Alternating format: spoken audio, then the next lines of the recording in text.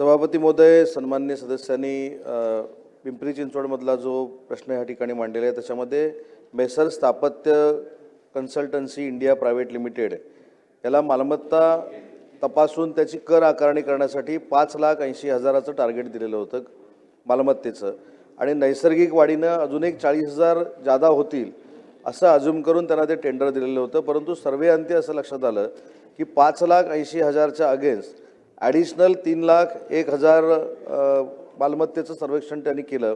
म्हणूनच 47 कोटी रुपयाची मूळ किंमत होती त्याच्यामध्ये 29 कोटी रुपये त्यांना वाढवून देण्यात आले.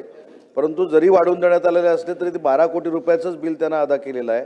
सन्मान्य सदस्यांनी जी इथं माहिती दिलेली आहे ती योग्य आहे अशी मानून आता ज्यांच्याकडे आयुक्त पदाचा चार्ज आहे त्यांना पुन्हा एकदा या संपूर्ण प्रकरणाची चौकशी करण्याचे आदेश दिले जातील आणि त्याच्यानंतरच बिल अदा केलं जाईल. सभापती महोदय, सर्वेक्षण करत असताना ज्यावेळी सर्वे करणारे त्या मालमत्तेमध्ये गेले त्यावेळी सर्वेक्षणातनं असं निदर्शनास आलं की त्या मालमत्तेचा रेसिडेन्शियल कर आपण भरत होतो, परंतु तिथे काहीतरी कमर्शियल ॲक्टिव्हिटी सुरू होती. त्याच्यामुळं जे 3 लाख आपल्याला मालमत्ता वाढलेल्या दिसतात त्याचं कारण असं आहे की या मालमत्तेची फोड करण्यात आली, रेसिडेन्शियल करामध्ये सामील करण्यात आलं आणि त्याच ठिकाणी असलेलं कमर्शियल सेक्टरमध्ये सामील करण्यात आलं. तरी देखील सन्मान्य सदस्यांनी सांगितलं की याच्यामध्ये जर काही अनियमितता झाली असेल तर मी सुरुवातीलाच सांगितलं की आता ज्यांच्याकडे ॲडिशनल चार्ज आयुक्त म्हणून आहे त्यांची समिती नेमून याची चौकशी केली जाईल आणि चौकशी अंतीच बिल अदा केलं जाईल. सभापती महोदय, मी सुरुवातीलाच सांगितलं की नियमानुसारच स्थापत्य कन्सल्टन्सी जी आहे त्याला निविदा देण्यात आली होती.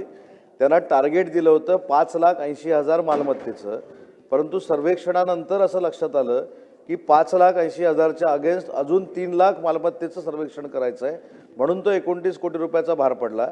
त्यातले फक्त 12 कोटी रुपये दिले गेलेले आहेत.